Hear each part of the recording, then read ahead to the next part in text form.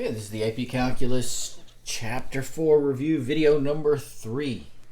So we're going to work all from page 296. We're going to work these problems here. So the first one, number 10, I've already written that out.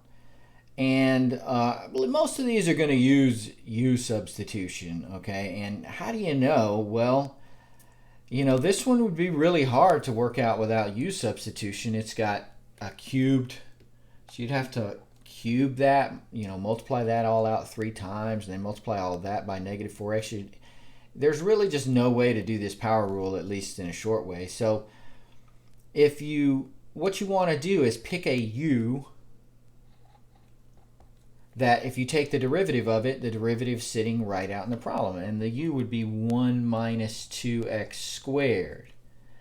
If you take the derivative of that, it's minus 4x dx, and that is sitting right out there in the problem.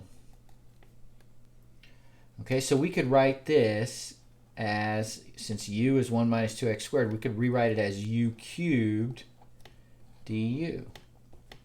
That's 1/4 u to the 4th plus c.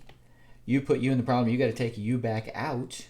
Okay, so let's rewrite this as 1/4 1 minus 2x squared to the 4th plus c. And you could check that by taking the derivative. Okay, no problem. We use the chain rule. 4 times the 4th is 1 times 1 minus 2x squared cubed, and then times the derivative negative 4x. So you are right there. All right, so 1 out of the way.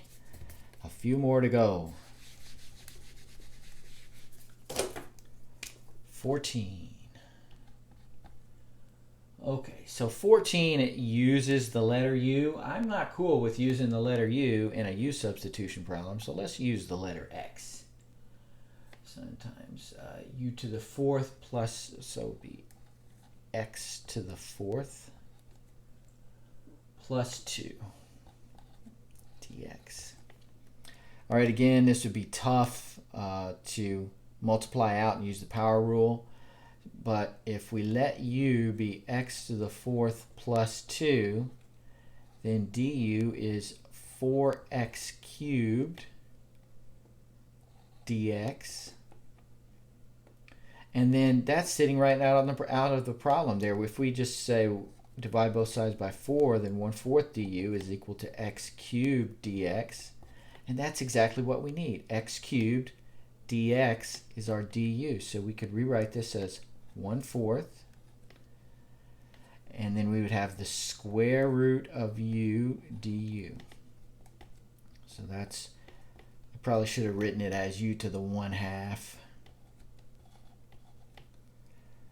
All right, that's going to be, we've got a 1/4 out front, and then we'd have u to the 3/2, add 1, but I need a 2/3. So that's going to be 2/12 or 1/6 u to the 3/2 plus c.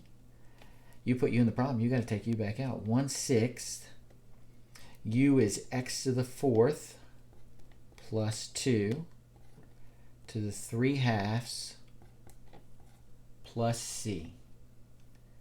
All right, take the derivative. You're going to be able to take the derivative on most of the Chapter 4 tests. You're going to be able to check them. All right, so especially those of you who are fast workers, you'll be able to check all your problems. All right. We are motoring, as they used to say back in the 80s. Number 20. All right, 1/2 root x dx. Okay, let's, this isn't U substitution. Let's just rewrite this thing. All right, that's going to be 1/2x to the 1/2 dx, right? X to the 1/2. And then we could rewrite that as 1/2 x to the minus 1/2 dx. All right, that's the same thing. We could even pull the 1/2 out front if you want, but I think we can do it without that. So let's add 1. That's x to the positive 1/2. I'm going to need a 2 out front because that'll give me x to the minus 1/2. But I can't forget about my half. So that's just going to be x to the 1/2.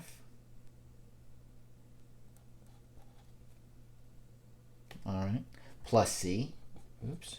So that's root x plus c. All right, and I think the reason that I picked that problem is you need to rewrite. Learn how to rewrite. Don't use substitute unless you absolutely need to. And I don't, you wouldn't have been able to do that on this anyway. All right, let's move. I think we're moving towards some trig problems. So number 33. All right, we've got sine 2x dx.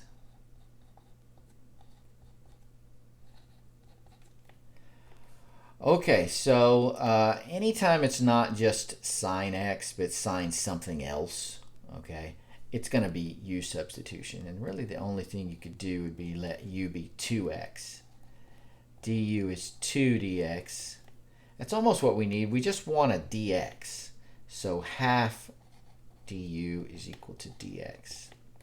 So we can rewrite this as 1/2 sine u du. All right, and that's going to be minus 1/2 cosine u plus c, because the derivative of minus cosine would be sine. Let's plug u back in. That would be a very sad thing on the test if you forgot to plug u back in. We know that's 2x. And then you can take the derivative of it to check. All right, so what's the derivative of cosine minus sine? Don't forget to multiply by the 2, the derivative of the block, and then the negative 1/2 out front would bring you back to sine 2x. All right, so I kind of talked through that fast, but feel free to work through that on your own. All right, so that's 33. Let's go to 35.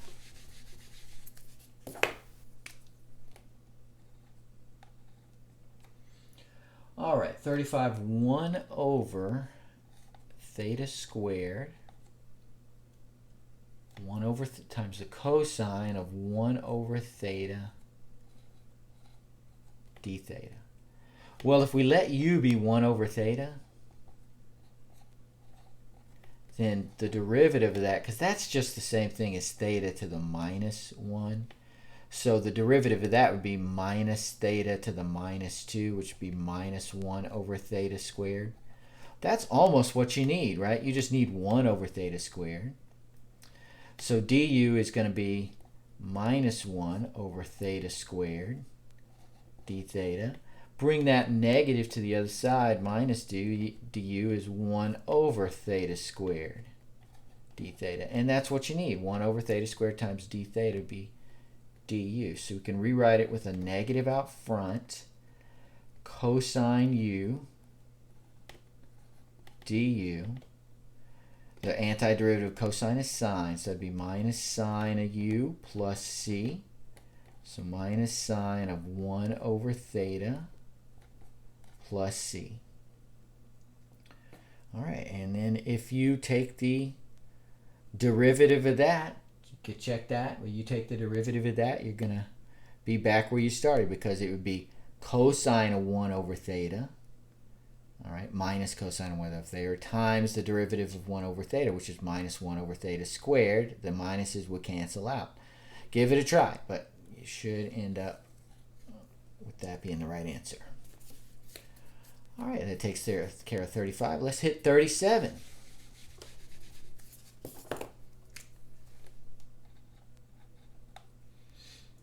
Okay, we have sine 2x cosine 2x dx.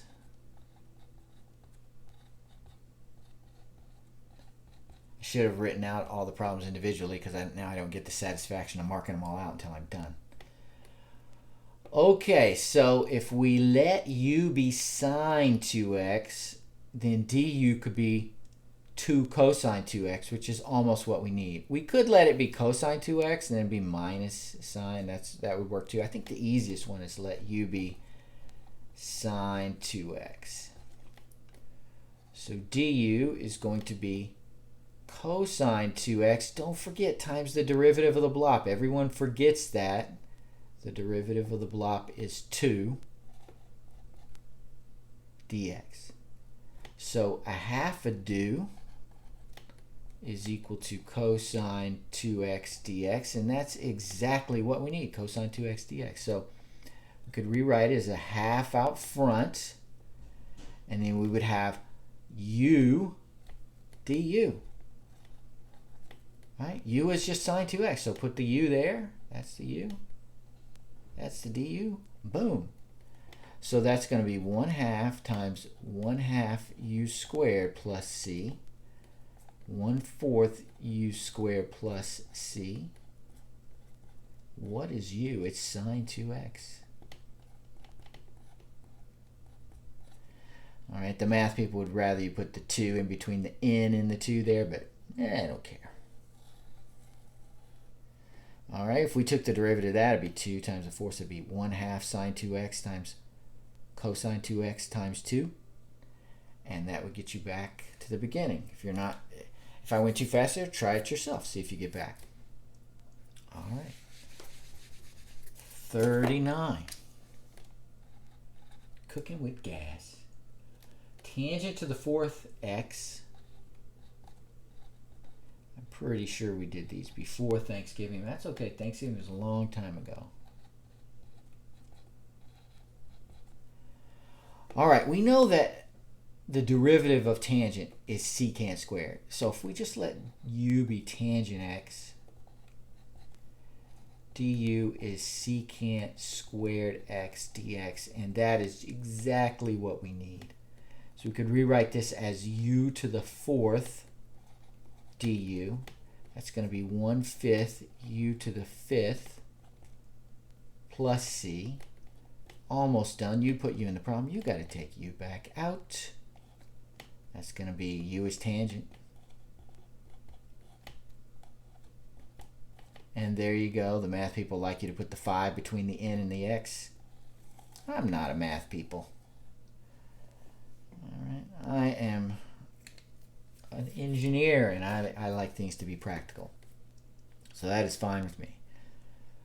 All right, one more to go from this particular section, and we'll get those last 3. 41. Cosecant squared x over cotangent cubed x.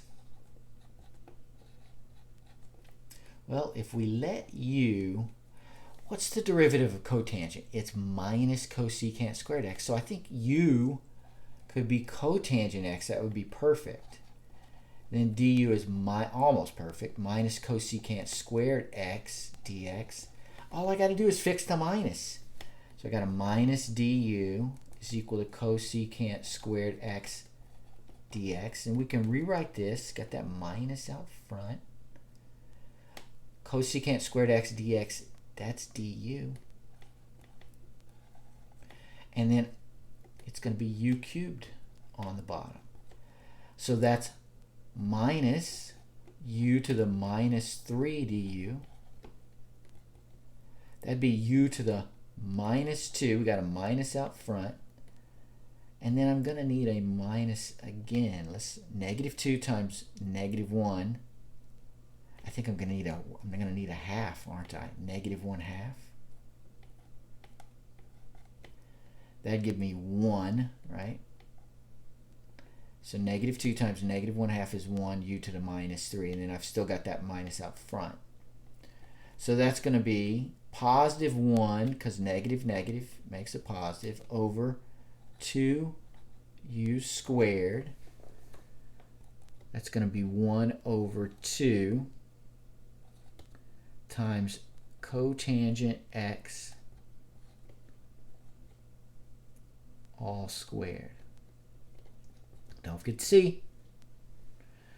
All right, so that would be the same as 1/2 tangent squared x. Okay, so you could write it that way. So if you were to take the derivative, we should be able to get back to this cosecant squared over cotangent cubed. And me just looking at that, you try it yourself, but I believe we could do that. In fact, what the heck? Let's rewrite this as 1/2. So I'm checking the answer right now. Cotangent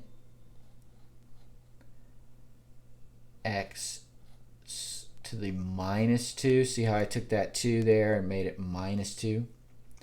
So the derivative, -2 times half would be negative cotangent x to the -3 times the derivative of the block, negative cosecant squared x. The negative and the negative cancel, you'd have cosecant squared x, and then bring that -3 down bottom, cotangent cubed x. Boom, works. Touchdown. Not a word that is uttered very often at CCA. All right, let's do 3 more, and then we are fiend. All right, 44. All right, that's cosecant squared x over 2. Well, I think it'd make the most sense if we let u be x over 2. And then du is just going to be 1/2 dx. I need it to just be dx, right? So multiply both sides by 2. So 2 du is equal to dx. I could rewrite that with the 2 out front now. Cosecant squared u du. What's the antiderivative of cosecant squared? Well, it's going to be minus cotangent. So that'd be -2 cotangent u plus c. So that'd be -2 cotangent of x over 2 plus c. All right, and I believe just taking the derivative in my head, doing that real quick, I believe that would get us home. All right, that is a 2. All right, look at us go. A lot of trig examples here. You should really be good to go on the trig for the test. 2 more. Let's see where they take us. 57. All right. Okay, 57. Okay, so this we got to plug numbers in. So 0 to 4. 1 over square root of 2x plus 1.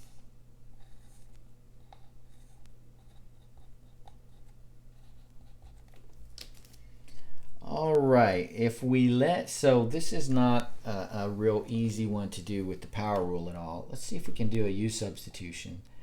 Let u be 2x plus 1. Du would just be 2 dx. I need it to be 1 dx, right?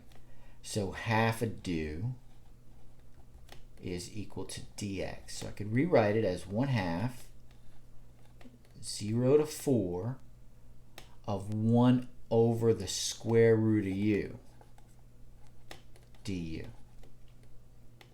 That's going to be 1/2 0 to 4 of u to the -1/2 du. Okay, so that's going to be, don't forget about our 1/2 out front, and then we're going to have a u to the 1/2, but I'm going to need a 2 out front. So that's just going to be the square root of u, because the 2 and the half cancel out. And it's not going to be a plus c because we are plugging numbers in. So that would be the square root, write it over here, the square root, what is u? 2x plus 1, because that's the square root of u, evaluated from 0 to 4. So that's going to be the square root of 2 times 4 is 8, so it would be square root of 9 minus the square root of 1, which is 2. 3 minus 1 is 2. All right.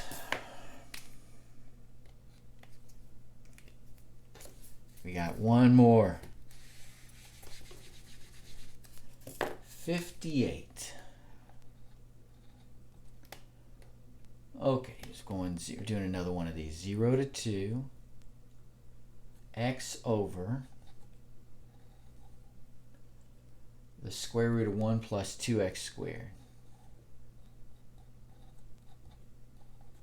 dx. So there's more than one thing in the denominator. It's not like I can divide that into the x, but I do see if I let u be 1 plus 2x squared, du is going to be 4x dx. And I need it to be x dx. So 1/4 du is equal to x dx. So I can rewrite this with the 1/4 out front, 0 to 2, du over the square root of u, which is just like the last one, right? So it's going to be 1/4 0 to 2 of u to the minus 1/2 du. We know that's 2u to the 1/2, so that's 1/4 times 2u to the 1/2, which would be 2 times the 4th, would be 1/2 the square root of u. Okay, and we are evaluating from 0 to 2. So that's going to be 1/2 times the square root of 2 minus, you plug 0 in. So it'd be root 2 over 2. That's a famous fraction, isn't it? All right, let me double check my answers and see if that's what I do have for 58. I actually don't have that for 58. So looks like, all right, I was wrong. I apologize. You put u in the problem. You got to take u back out, which I did not do. So I am a bad person. So let's try that again. So we got to put u back in, right? Boy, that would be easy to do on the test, wouldn't it? Sometimes it's good for me to make a mistake. So 1 plus 2x squared, and we're evaluating that from 0 to 2. So that's 1/2 times the square root of 2 squared is 4 times 2 squared is 9, minus 1/2 times the square root. When we plug a 0 in there, you're just going to have 1. So that's 3/2 minus 1/2, which is 1. So I apologize for the mistake. Let me check the answer to number 57 real quick and make sure that I didn't make a mistake on that. Let's see, is that the last one I worked? 57, and we're on page 296. 57. The answer is 2. I don't remember if that's what I got or not. I'll have to check the video. If it isn't what I got, then I will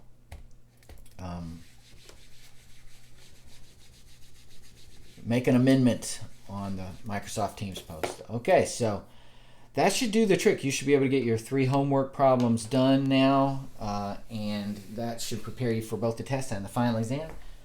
And I'll talk to you next time.